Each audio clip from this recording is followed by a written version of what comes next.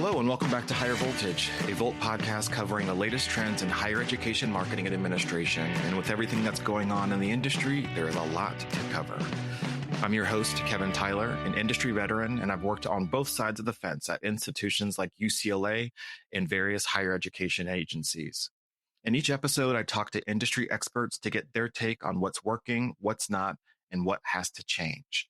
Higher Voltage is produced by Volt, the go-to news source for higher education marketers and enrollment professionals.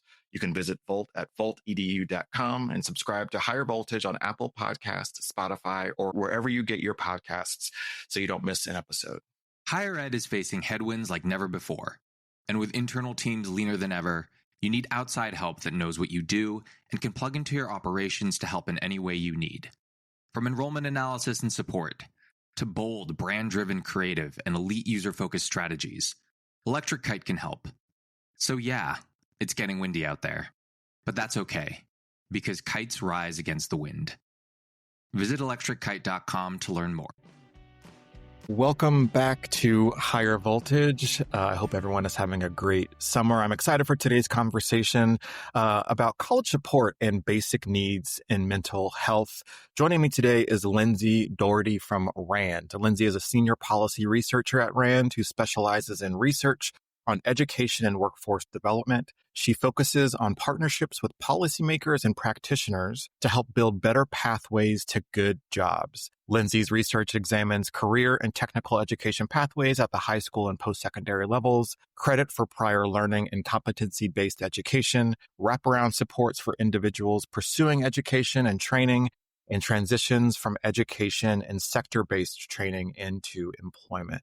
Lindsay, I'm so glad to have you on Higher Voltage to talk about some really recent and important research. Please share anything else I did not cover in your intro that you'd like our listeners to know. Yeah, no, thanks for having me today, Kevin. I ran for quite a long time, worked out in a school district for a couple of years, and I really got inspired there because we were doing research on students who are in the top 10% of their high school class. You know, students with 4.0s who are not going on and going to college. I think it was only 50 or 60% of students in that urban low-income school district that went on to college. And so it just really got me interested in thinking about why don't students go to college who are already kind of academically successful and ready to go, and what other things might be holding them back. And so that really got me interested in trying to help out with community colleges and figure out, you know, what types of services are needed. So I'm looking forward to talking to you about that. You raise so many important issues that higher education as a whole industry is facing every single day. You know, why are very qualified and prepared students not going to college? Why can't those students also succeed or be retained in college? Today's conversation is going to focus on some research that RAND did that you participated in that collected data about long-term trends in housing insecurity, food insecurity, and mental health needs. And I think that this is such an important conversation for us to have because obviously this is, for our listeners who've been with us for a while, this is obviously a marketing podcast. It's a podcast about higher education marketing. But one of the things that I think strongly and feel strongly about is that as higher education marketers, we have to understand the lived experiences of our audiences and what they carry with them in order to communicate to them in ways that demonstrate that we don't only see them, but we also understand or are fluent in their needs. And one of the things I often say on the show is that, like, over the past few decades, we have seen higher education institutions become more responsible for a wider breadth of responsibility, like food insecurity, like housing insecurity. And this report kind of echoes that opinion, and that colleges are now stepping up to the plate. A lot of colleges are stepping up to the plate to address some of these kind of external needs and desires, urgent needs that incoming students and current students have. And so this study from RAND about college support and basic needs is about topics that have been and will continue to be so important for marketing leaders to know about and to have some sort of fluency in, especially in light of recent legislation across the country, the higher education landscape.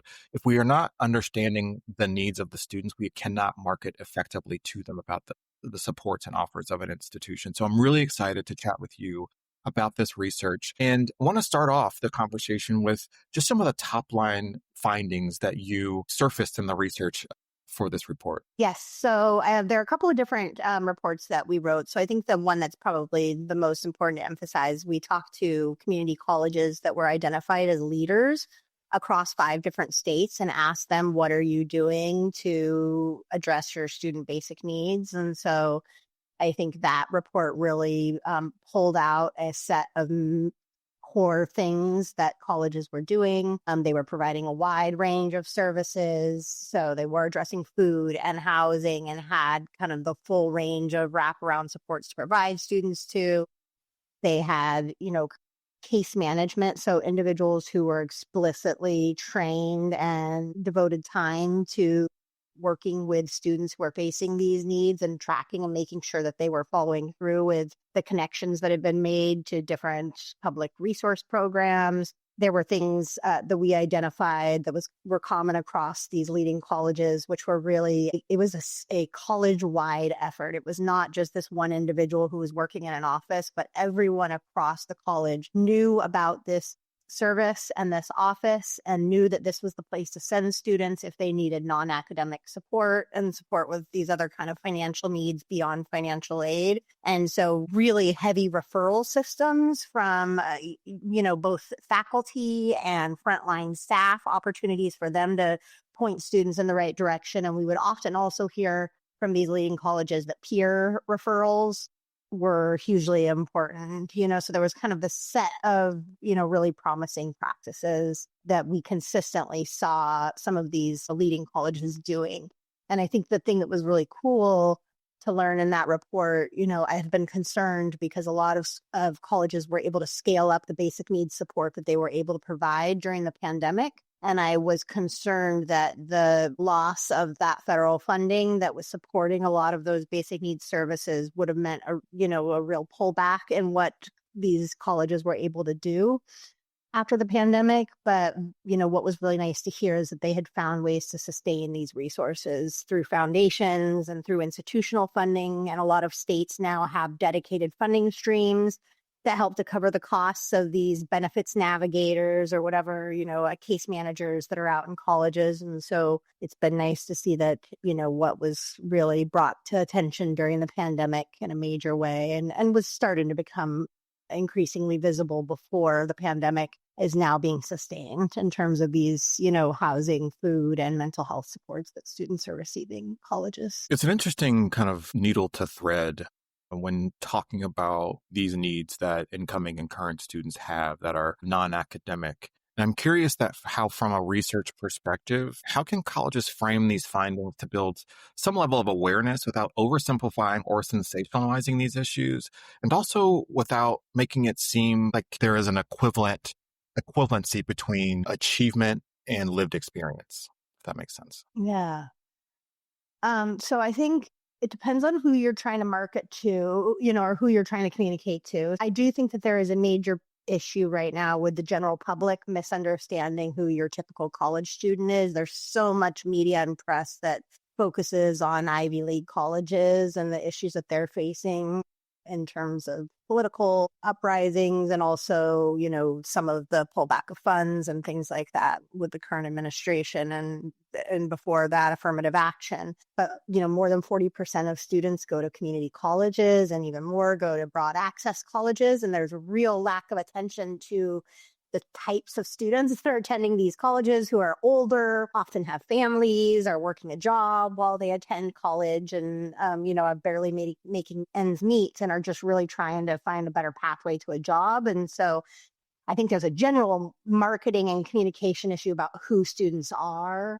But within colleges, I think, there is a pretty strong awareness now of who the population is. And there has been a pretty strong effort over the last 5 to 10 years to destigmatize basic needs and to really communicate to students that this is for everyone. We want to support you and meet you where we are.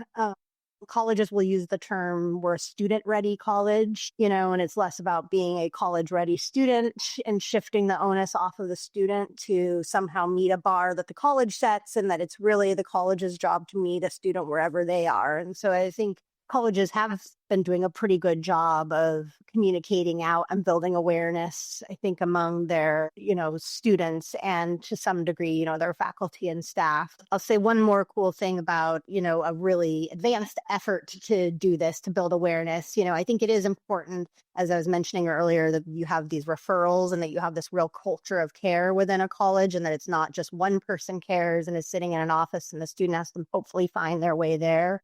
It really is about feeling like you're welcome in the that you have people who really do care about you in the college. And so what Amarillo College has done and what other colleges have done after Amarillo is a real poverty immersion. I can't remember the exact term, for this, the poverty lab or something like that, but really coming in and making all of the staff engage in a one-day training where they experience the life of their students and get to build a stronger understanding of what their students are facing on a daily basis. So they come into the classroom or into their job every day with a little bit more compassion and a little bit more perspective about what that student might be facing. And that it's not about sticking to X, Y, and Z policies.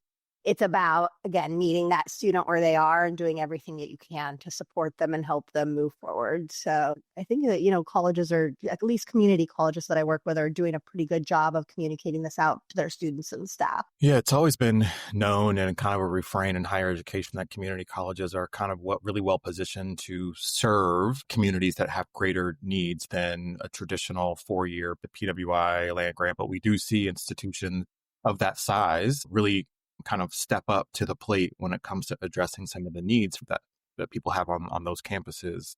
It's interesting to me that some of the information that was kind of presented in the report show that there are fewer people that get involved in support programs at a community college level, but that there are more at the 4-year traditional university that get involved. And I'm curious if you have any sort of insight or perspective on why that might be. Yeah.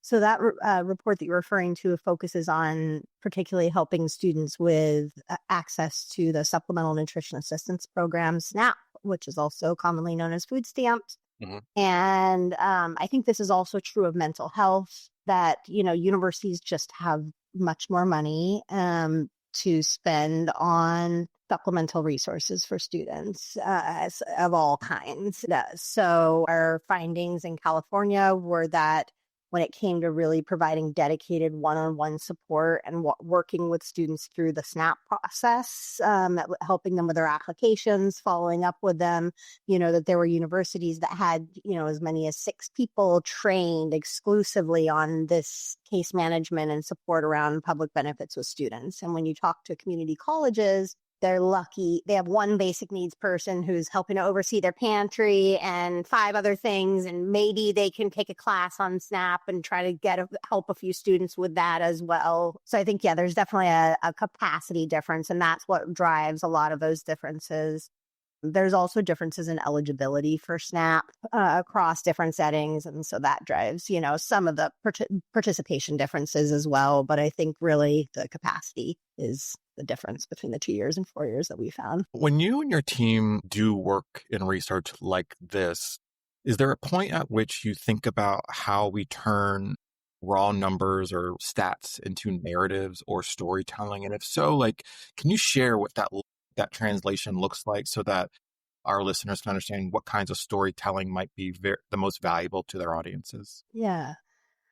So unfortunately, in some studies, we're not able to do that. And so, I think in the SNAP one that we were just referring to, that was something that came up with our advisory group, is where are we going to get student voice into this? So people do care about student voice. So we have an advisory group of people up at the state level, and they do want to hear the student voice and acknowledge the importance of that. But in that particular study, we weren't able to. In our other study of Single Stop, which is a technology intervention that helps connect students to SNAP and other public benefits and to community resources and facilitate case management by a community college staff.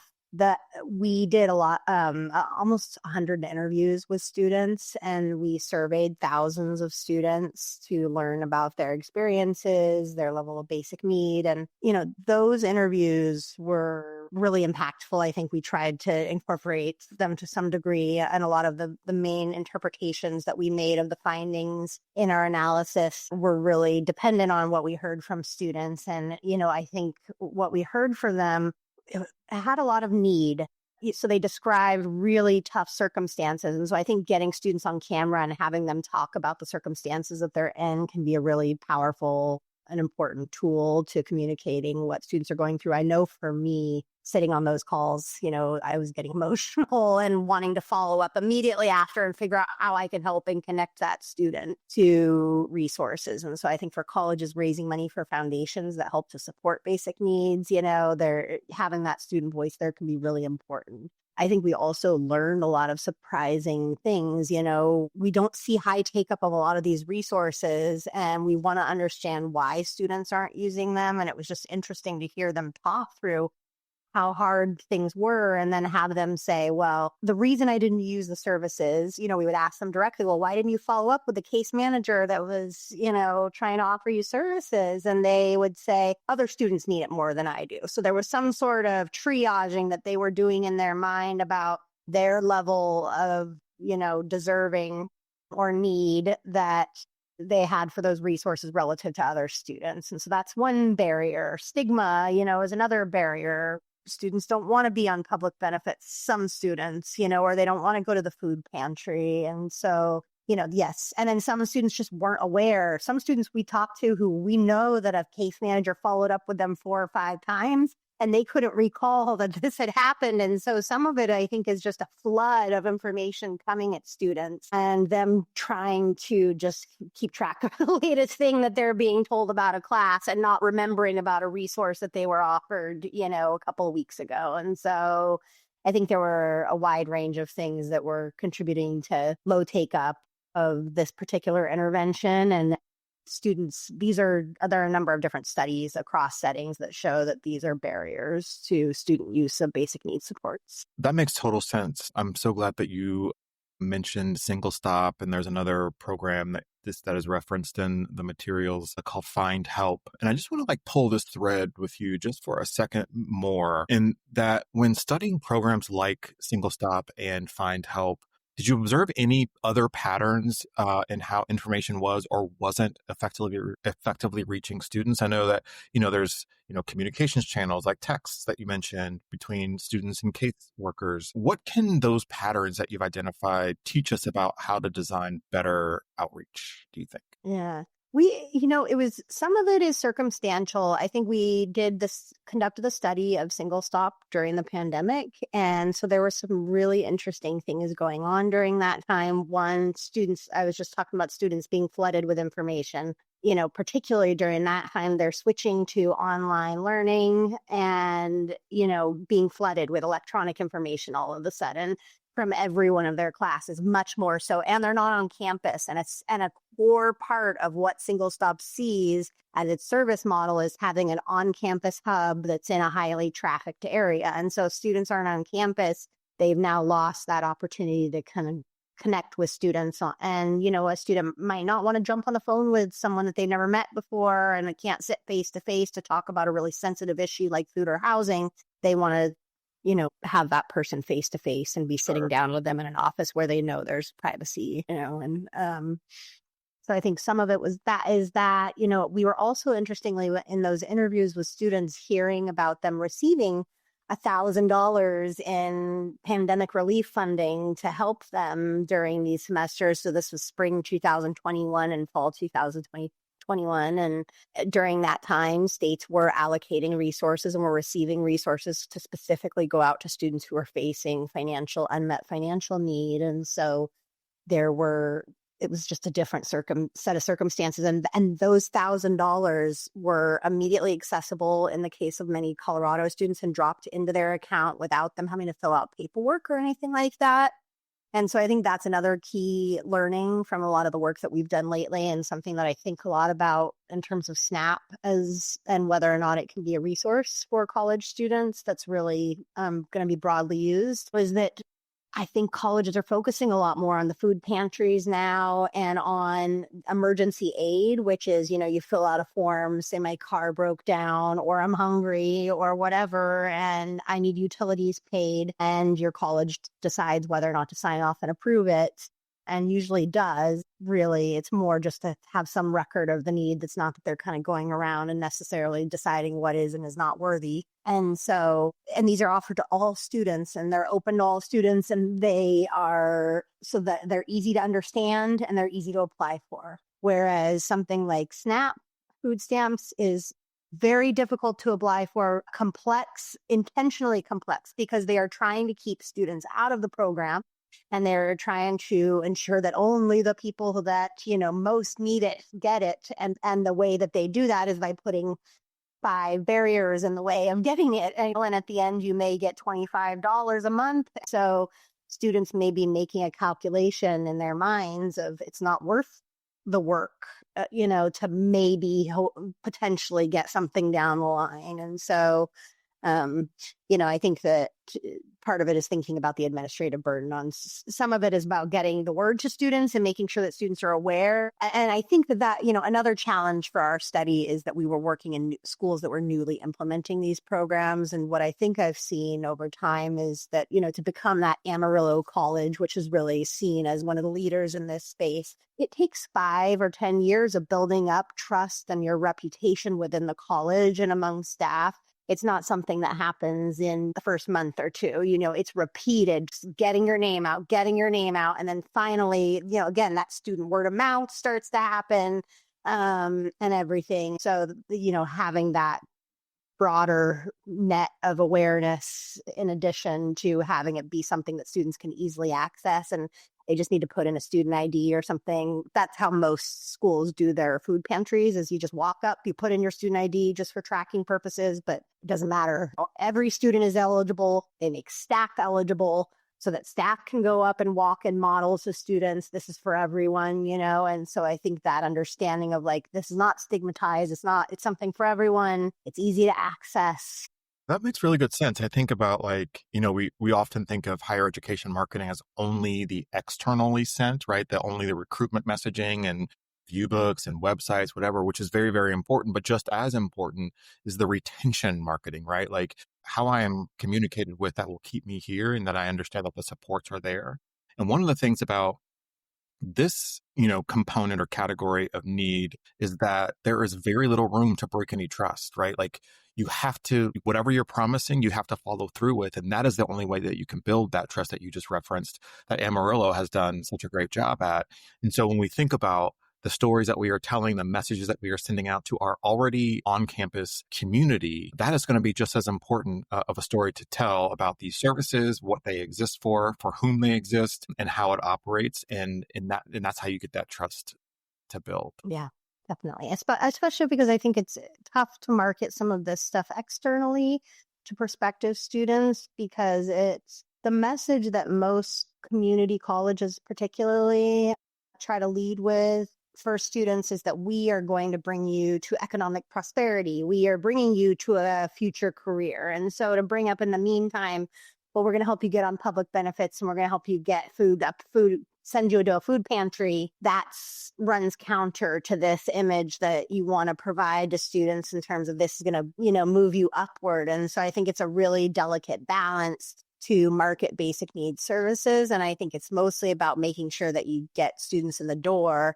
And a lot of what researchers talk about and foundations and other reformers of post-secondary ed success interventions talk about not putting the onus on the student to go find the support. Even within the college, it shouldn't be about marketing things to students.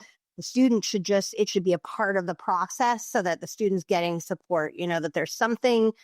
For example, one community college that we talked about doing pulse surveys. So on every week or two, it's not on the student to go to their teacher or their friend and say, where do I go get food, or go navigate and find down. There's something that's being asked of them every 2 weeks that's quickly assessing, do you need help with any of these things? And they can kind of hit the buzzer, and it's someone's going to be on top of them following up with that, and so moving away from the traditional thinking of marketing in terms of like, let's put up a bunch of Right. flyers and go put a table in a highly trafficked area. And yes, colleges still do those things, but I think really building this sense of broader trust among the staff so that they know it's the go-to place to be. And then also thinking about some of these, how can we do systematic check-ins with the students who might be at greatest risk, and target the services to those students, because we know there are going to be a set of students at the top, who are fine financially and are not going to need these services. And so really that's what a lot of these leading colleges are thinking of right now is, what is the best way to develop intake processes that can, help get students in without having it be just your broad marketing and hope they find the right door. And I think that's an interesting and important distinction, in that marketing is also about experience and not just about the message, right? And if the experience is one, if we're saying that we kind of support the whole student, right? You get some of that messaging out in the world, but we don't know how to handle this delicately or intentionally, then there is a disconnect in the messaging of the promise and what is being delivered in the experience. And I very much appreciate you mentioning the fact that this is, addressing needs like this goes beyond flyering and emails or tabling. It also means what the process looks like to get the need met in a way that feels most comfortable to the student. That is a marketing tactic, and it is a thoughtful and a strategic way of approaching something that can be very delicate and sensitive. I could not have this conversation without kind of talking about, the elephant in the room, so to speak. And that is some of the budget cuts from a federal level to both basic needs support and likely to higher education.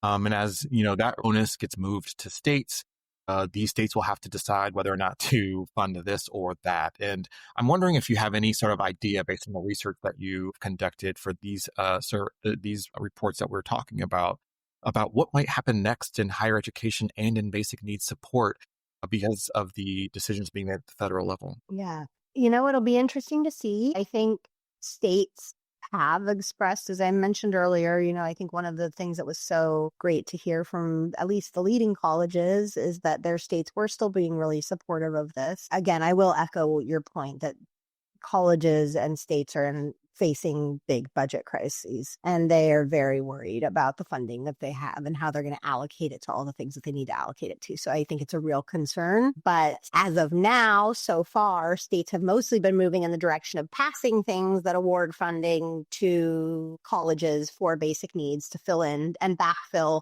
the pandemic support that really was used to help scale a lot of those supports at colleges. So I think speaking up until, a month ago or so, things are still headed in a positive direction for basic needs. And it's something that is true both of your Californias and your Washington states, but also Kentucky is a big leader in this. And North Carolina does a lot of work on basic needs. And so I'm talking with my Ohio colleagues, and they're doing stuff on basic needs. And so it really is happening across states of all different political, affiliations, or, across different types of populations. And so I think that there is this broad recognition that we need to support. We can't just be putting students in school and having them drop out. The dropout rates have been, very high for a persistently long time, particularly at the community college level. I don't think that this recognition of the importance of supporting the whole student is going to go away, but I do, wonder how they're going to be able to continue to fund all of the support services that they provided. And there are trade-offs between things. I will say that I was at a conference a month and a half ago where they were talking about workforce development programs and funding them. And there it was very critical. Everyone was talking about the need of support going beyond just paying tuition and fees and the costs of workforce development and training, whether that was at community colleges or whether that was from some Goodwill or some, other type of training provider. And so there are really innovative programs, like a program in the state of New Jersey that provides living support, a living stipend to students, in addition to helping to cover the costs of their short-term training program, And so I think that there's a recognition that you cannot take people who are low income. It's not just the cost of tuition and fees. They are having to give up hours on the job to participate. And unless you help to fill in some of that income and bridge that gap, they're not going to be able to do it. So, so I think that, again, everything I hear is an ongoing recognition that we need to invest in this. But we'll see when the rubber hits the road and colleges have to make those trade-offs, what ends up happening. Yeah. I'm curious, throughout the course of your research, was there any idea that came to your mind that was just glaringly missing in the higher education landscape when it comes to the topics we were talking about today? Was there just why is everyone missing this thing? Or why is everyone talking about it in this way when it should be this? Or was there anything that the industry is just kind of either getting wrong or just not positioned well to address at this point? Yeah, I mean, again, dealing with things like trying to get students access to SNAP, it feels like putting a Band-Aid on a gaping wound, and really just trying to patch all of these things. Okay, we're going to go to a food pantry here, and we're going to find a person, connect them to housing here. And I do wonder if there's an easier, less administratively burdensome way to meet some of these needs, as we were just talking about, the $600 living stipend, and something that's attached to your financial aid. And so it's just more a part of your regular financial aid that you receive, as opposed to them having to fill in all of these needs. But again, I'm sure that still wouldn't meet the need that's out there, and there would still be a demand for some of these additional support services. So, but I do wonder about that. It's a little different with, college campuses. Some of them aren't set up with cafeterias or things like that, but we have decided as a society that we are going to pay for lunch and breakfast for students who are learning, because we acknowledge that at the K-12 level, you can't learn without breakfast and lunch. And so I don't know if there's some, program that could be developed like that, but I just wonder if there's a more systematic way to be addressing this. Of course, this is not the time in terms of the current administration to be talking about expanding food support. But, it seems like there's an easier way to get food to students than. Yeah. And I think you speak to, the core of the reason why I think that this conversation is important right now is that I'm hopeful that colleges and universities of all stripes, community colleges, traditional 4-year, all of them are preparing themselves for what it might look like to have these conversations with more people, because the economy is what it is. We have, roughly 3 million people about to lose some benefits that they really, really need. And if they want to go after an education, higher education needs to be positioned in such a way that they can not only speak to it, but also serve it. And so this might feel completely separate from, the core of what this podcast, this show is all about. But I do not think that it is, because the more information that we can have, again, about the lived experiences that students are bringing to our campuses, the better we can serve them. And so I really appreciate the way that you and your team at RAND kind of unpack the need and some of the examples that are happening across the country at institutions large and small. I'm wondering, in that frame or in that context, my final question is one that I ask to every single person who passes through these higher voltage doors is, what do you think the future of higher education looks like from where you sit, maybe in 5 or 10 years? I don't know. I tend to be an incrementalist and think that things don't change much. Yeah. What I have seen over the last 10 years is that a lot of the same reform issues are being talked about that I was hearing about in 2015. In some ways we move very little, and we move slowly. But I will say, what? That's crazy. Oh yeah, well, institutions are built, just like the United States was, to move slowly and have 50 different committees making every decision, and so.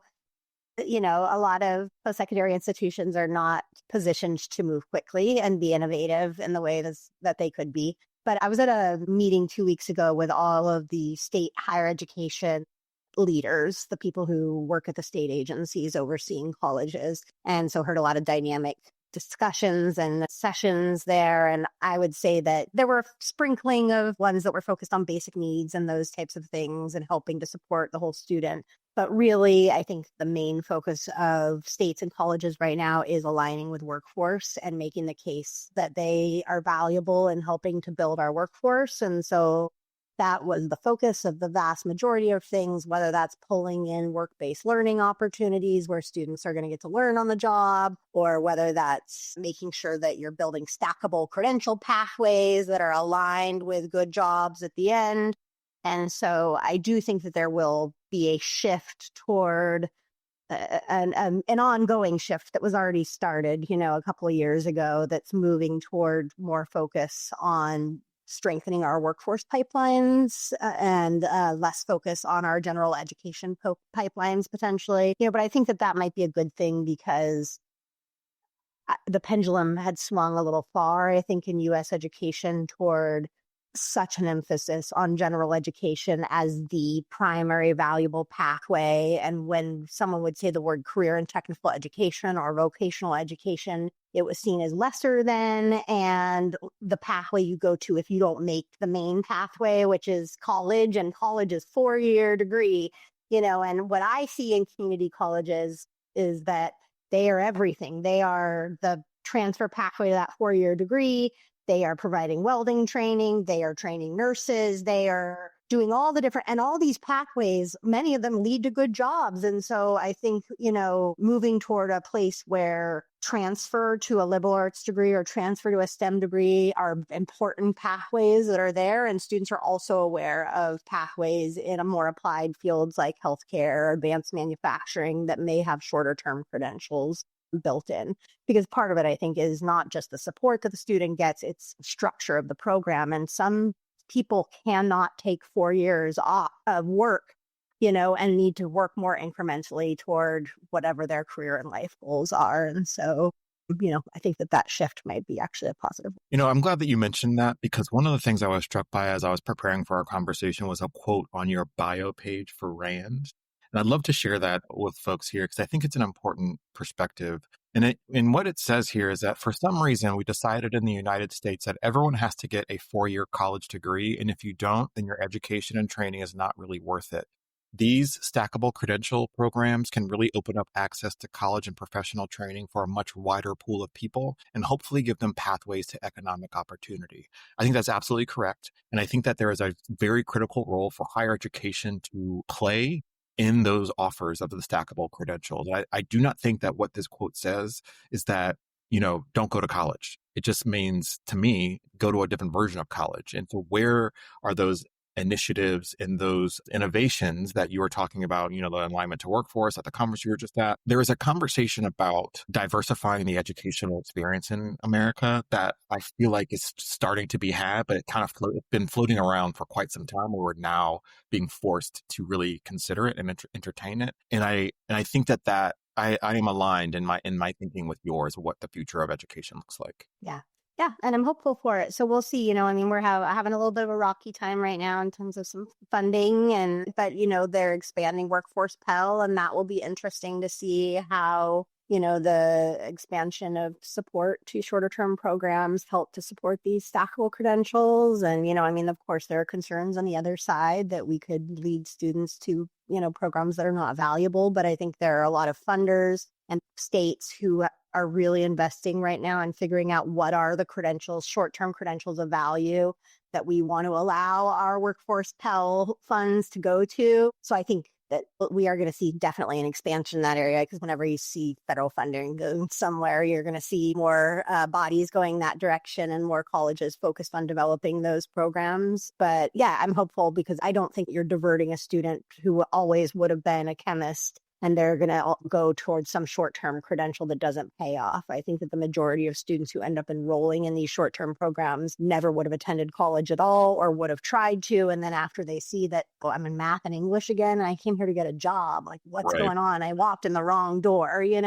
they would have dropped out. And so, yeah, these alternative pathways and these options for funding those alternative pathways through college, like you said, it's all college, redefining college so that it's all of these pathways, and then telling kids again, you can all go to college, but college just could be 6 months, and it could be 2 years, and it could be 4 years. And so, pick what career you want or what job you want, And then we're going to show you the education and training pathway that's going to get you there. Yeah, yeah.